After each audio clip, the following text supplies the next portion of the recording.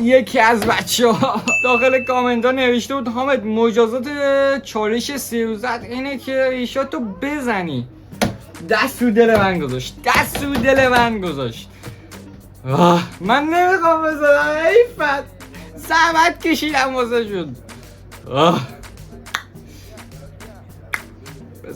بزنم مجبورم بزنم دیگه. البته نمیخوام، من خیلی رو دوست دارم، زحمت کشیدم، هر روز میام خط ریش میندازم که شیک در بیاد، هر روز مرتب میکنم. خب مجبوریم بزنیم ولی امیدوارم در بیاد دیگه سریع. من 3 ماه واسه همین زحمت کشیدم.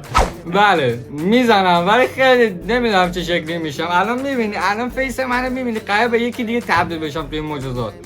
هلو میشه به لولو یا لولو میشه هلو. حالا بزنم خیلی سنمو کم میکنه. الان همه میگن حامد تو 19 سالته 20 سالته. حالا بزنم ببینین چند سالم در میاد. بشم بریم. من نمیخوام ایشو بزنم، زحمت کشیدم واسه شو. فیسمو خیلی سن پایین میکنه. نمیخوام صداتو بشنوم. بچه لحظه گذاشتم اینجا. امیدوارم زشت نشم، هرچی میشم الان میبینی فیسو، ولی امیدوارم زشت نشم و همین. تازم حموم کردم، تازم از حموم اومدم بیرون. واجی میزنم ولی امیدوارم صفر هم آوردم بزنم، صفر از ته. واجی زحمت کشیدم واسه شما.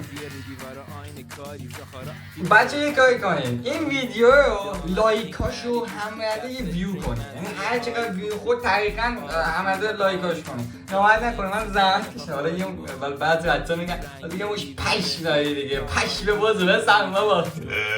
باش نمیزنم. بچه ها ایسکا شد این ویدیو کلیک بک بود. خدا نگهدار. میدونم اینجوریش نمیزنم ولی خب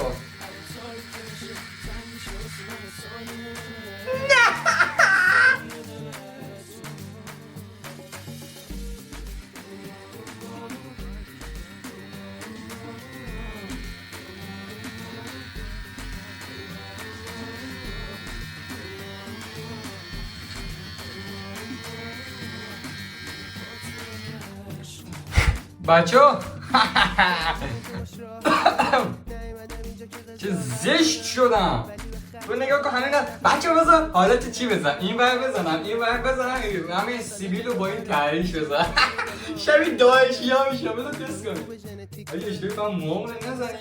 بچه ها از این بعد قرار من این شکلی بچه ها میزنم، اینم میزنم فقط یه سیبیل.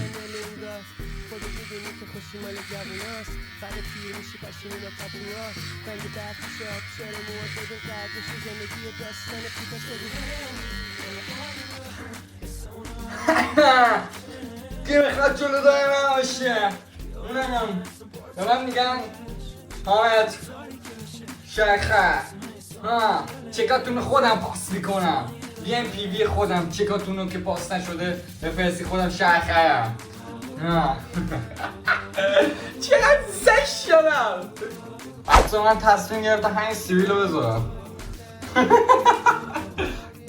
بزنینم بزنین تمام بشه.